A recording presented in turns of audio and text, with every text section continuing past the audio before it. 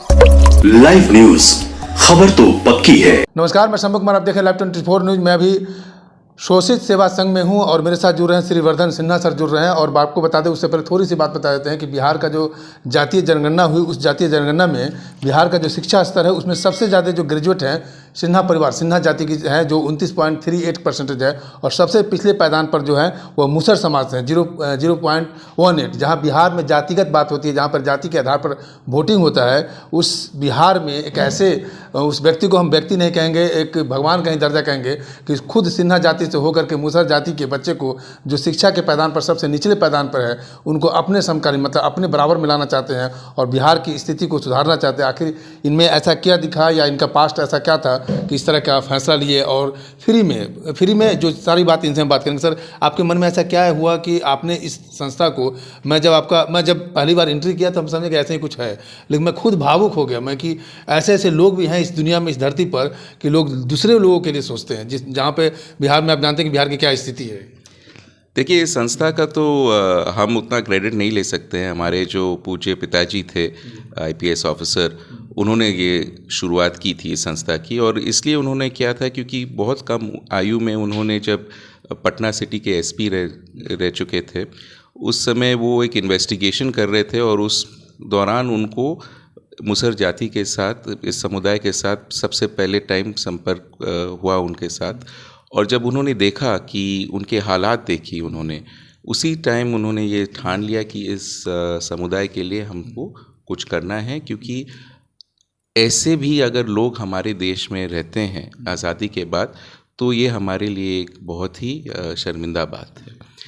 उस समय तो खैर वो कुछ कर नहीं पाए क्योंकि वो भी अभी काफ़ी यंग थे और वो भी अपना परिवार ही स्टार्ट किए थे उस टाइम, 1970 की बात है। लेकिन जब वो स्पेशल सेक्रेटरी बन के रिटायर किए सेंट्रल गवर्नमेंट से, वो वापस आए पटना और ये संस्था उन्होंने शुरू किया। और उसी समय जहन में रख लिए थे इस बात को। हाँ, जहन में ये रखा हुआ था ये बात। और बाकी सब लोग, उनके भाई बहन, रिश्तेदार, मित्र, सब बोलते थे ऐसा क्या कर रहे हो कि दिल्ली में नहीं रह कर के सब यहाँ पर हैं, तुम जा रहे हो वापस पटना, ये तो पागलपन है। ना तुम स्कूल कभी चलाए हो, ना एजुकेशन के बारे में तुमको कुछ मालूम है, ना कुछ समाज सेवा में तुम लगे हो, गवर्नमेंट में थे इतना। पर उन्होंने कहा नहीं, वो हमारे पिताजी और माताजी वापस आए और यहाँ पर ये संस्था इसलिए चालू किया गया क्योंकि ये हरदम से उनके जहन में था, जैसे कि आपने कहा, कि इस समुदाय के लिए हमने कुछ करना है। और क्या करना है ये भी वो जानते थे कि क्वालिटी एजुकेशन के माध्यम से परिवर्तन लगे। सवाल ये उठता है कि सिर्फ मुसहर जाति के लिए ही ऐसा क्यों सोचे, क्योंकि दलित समाज में बहुत सारे पिछड़े हैं, ऐसा क्यों किया आपने कि मुसहर जाति के लिए? बहुत अच्छा सवाल है और इसका उत्तर ये है कि आप तो जानते हैं कि बिहार में क्या स्थिति है जात को लेकर के, समुदाय को लेकर के, और दलितों का खास तौर से कितना मार्जिनलाइज्ड हैं। अब दलितों में भी महादलित होते हैं और महादलित में अगर आप देखिएगा तो इस समुदाय का, अगर आप देखिएगा, पिरामिड में एकदम बॉटम पर है। और ये तो आपको उनके नाम से ही पता चल जाता है। मुसहर का अर्थ क्या होता है? संस्कृत में मूस का मतलब होता है रैट, यानी कि चूहा, और आहार यानी खाना। तो जब इस समुदाय का नाम ही मुसहर रखा गया है तो आप समझ सकते हैं ये कितने मार्जिनलाइज्ड हैं, कितने अंडर प्रिविलेज्ड हैं और कितने अंडर सर्व्ड हैं। तो इसलिए उन्होंने ये ठाना कि अगर हम ये सबसे मार्जिनलाइज्ड समुदाय के साथ कर सकते हैं, परिवर्तन ला सकते हैं, तो फिर सभी के साथ ये हो सकता है। तो यही प्रोजेक्ट है। और हमारी तो ये आशा है कि अगर अगले 10-20 साल में हम लोग का तो मुसहर समुदाय के साथ कोई वही नहीं रहे, क्योंकि सब आगे निकल गए हैं, फिर किसी और समुदाय के साथ शायद काम करें। चलिए, यहाँ पे विद्यार्थियों के लिए अब हम बात करते हैं। विद्यार्थियों के लिए क्या क्या, किस क्लास से आप बच्चों को लेते हैं और बच्चों का सिलेक्शन प्रोसेस क्या है और उनकी क्या क्या सुविधाएँ देते हैं? क्या फ्री है या कॉस्टेबल है? देखिए, जब हमारे पिताजी ने ये आरंभ किया था, उनका बस एक ही कहना था कि जो भी फैसिलिटीज़ हम अपने बच्चे को दें, यानी कि हमारे भैया को, हमारी बहन को, हमें वही फैसिलिटीज़ हम इधर मुसहर समुदाय के बच्चों को देंगे। तो अगर आप देखिएगा इस कैंपस को, शायद ही पटना में ऐसा कोई कैंपस हो, बहुत कम होंगे जो इतना अच्छा इंफ्रास्ट्रक्चर है, स्पोर्ट्स फैसिलिटीज़ है, कंप्यूटर लैब है, सब स्मार्ट क्लासेस है, डॉर्मेट्रीज़ इतने अच्छे बने हुए हैं।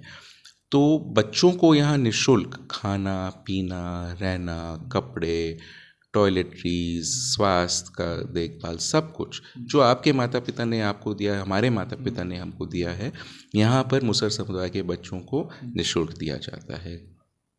करीबन 500 बच्चे हैं आज के दिन में, और बिहार के हर ज़िले से, हर 38 ज़िले से कम 10 या 15 बच्चे हर ज़िले से हैं यहाँ पर।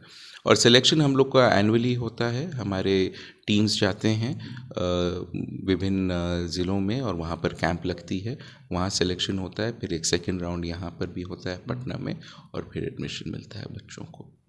इसमें एक सवाल और बच गया कि क्या इन फ्यूचर आप इस जाति के अलावा दूसरे जाति को भी देंगे, इस तरह की सुविधाएं होगी? अगर आपका आशीर्वाद रहे और आपके चैनल के माध्यम से आपके दर्शकों का आशीर्वाद रहे तो ज़रूर। सब फंडिंग पे डिपेंड करता है। तो अभी तो हम लोग फोकस कर रहे हैं मुसहर समुदाय पर, आशा करते हैं आगे हम लोग और समुदायों के साथ भी ऐसा काम कर पाएँ। क्लास 0 क्लास से स्टार्ट होती है, किस क्लास तक जाते हैं? हाँ, हम किंडरगार्टन से स्टार्ट करते हैं, यानी कि क्लास 1 के भी पहले। तो LKG, लोअर किंडरगार्टन, अपर किंडरगार्टन, UKG, फिर क्लास 1 से लेकर के 12वीं तक, और ये पूरा CBSE एफिलिएटेड है ये विद्यालय एकदम। अच्छा, एक क्वेश्चन लास्ट में ये रहेगा कि अगर कोई बच्चा अगर बीच में एडमिशन आप लोग बीच में लेते हैं क्या, 0 से जो बच्चे आएंगे वही अपग्रेड करते जाएंगे? बहुत अच्छा सवाल है, और इसका अनफॉर्चुनेटली आंसर है कि नहीं लेते हैं। उसका कारण है, इसका कारण ये है कि यहाँ जब बच्चे आते हैं इतने कम उम्र पर, हम क्या करते हैं, ऐसे सुविधाएं देते हैं और ऐसा ट्रेनिंग देते हैं जो कि आप सोचिए ना कि आपके परिवार में भी जब छोटा बच्चा पैदा होता है तो उसको क्या क्या सिखाया जाता है, क्या कहा जाता है। हमारे बच्चे ऐसे जगहों से आते हैं, ऐसे परिस्थिति से आते हैं जो उनके पास ये सब फैसिलिटीज़ ही नहीं होती है, तो उनको सब कुछ सिखाना पड़ता है। बहुत तो हिंदी भी नहीं बोलते हैं, तो अंग्रेज़ी तो दूर के बाद, आप तो हाँ मदर टंग बोलते हैं, तो अंग्रेज़ी तो खैर यहाँ आकर इतना फटफट बोलते हैं, पर हिंदी भी नहीं जानते हैं जब आते हैं। तो इस हालात में अगर आप बीच में किसी को डालिएगा, वो बेचारा तो एकदम कुछ सीख नहीं पाएगा और दब जाएगा, और हमारे बच्चों पर भी असर आ जाएगा। इसलिए हम लोग नहीं करते हैं बीच में। और यहाँ से जो पास आउट स्टूडेंट है, लास्ट सवाल होगा, पास आउट स्टूडेंट के बारे में बताइए कि कोई, क्योंकि आप तो फ्री एजुकेशन देते हैं, बाहर का माहौल जो समाज का है फ्री में पढ़ाता होगा, क्या पढ़ाता होगा पता नहीं, लेकिन आप कंपेयर करके बताइए कि आपका CBSE एफिलेटेड है, तो जो बच्चे पास आउट हैं, कुछ बच्चे का नाम बताइए कि जो अपने करियर में बहुत अच्छा काम किया। सब लोग अच्छे काम किए होंगे, लेकिन कुछ बच्चे के बारे में बताइए। देखिए, मैं नाम तो नहीं लूँगा क्योंकि हमारे स्कूल में हम लोग भेदभाव कभी नहीं करते हैं, बच्चों के बीच में भी नहीं, लेकिन मैं आपको ज़रूर बताऊँगा बच्चों के बारे में, कहाँ पर पढ़ रहे हैं, क्या क्या कर रहे हैं। आज के दिन में 5-6 बच्चे तो हमारे अशोका यूनिवर्सिटी में पढ़ रहे हैं, जो कि आज के दिन में भारत में सबसे सर्वश्रेष्ठ लिबरल आर्ट्स यूनिवर्सिटी माना जाता है। अजीम प्रेमजी यूनिवर्सिटी में है, अहमदाबाद यूनिवर्सिटी में है।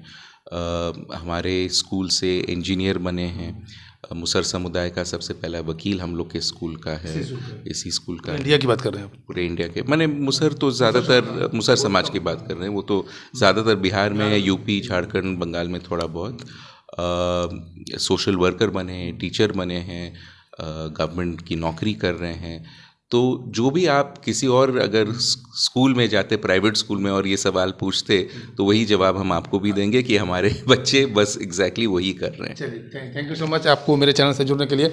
तो आपने सुना श्री वर्धन सिन्हा सर को सुना, जिन्होंने साफ कहा कि शोषित सेवा संघ, जहाँ पर बच्चे को फ्री में एजुकेशन दिया जाता है, और बहुत जल्द लड़कियों के लिए भी सुविधा दी जाएगी। पहले भी था, लेकिन कुछ टेक्निकल फॉल्ट के कारण उस सुविधा को बंद कर दिया, लेकिन बहुत जल्द शुरू होगी। और हो सकता है कि जो मुसहर जाति के अलावा किसी और जाति, जो दलित समाज, जो पिछड़ी जाति है, उन जातियों को भी के ऊपर भी सर काम करना शुरू करेंगे। मैं शंभू कुमार, कैमरा जर्नलिस्ट यशोधर्मा के साथ पटना। अगर मैं चैनल को लाइक सब्सक्राइब नहीं किए तो लाइक कर सब्सक्राइब करिए। Thank you so much. Live news, खबर तो पक्की है।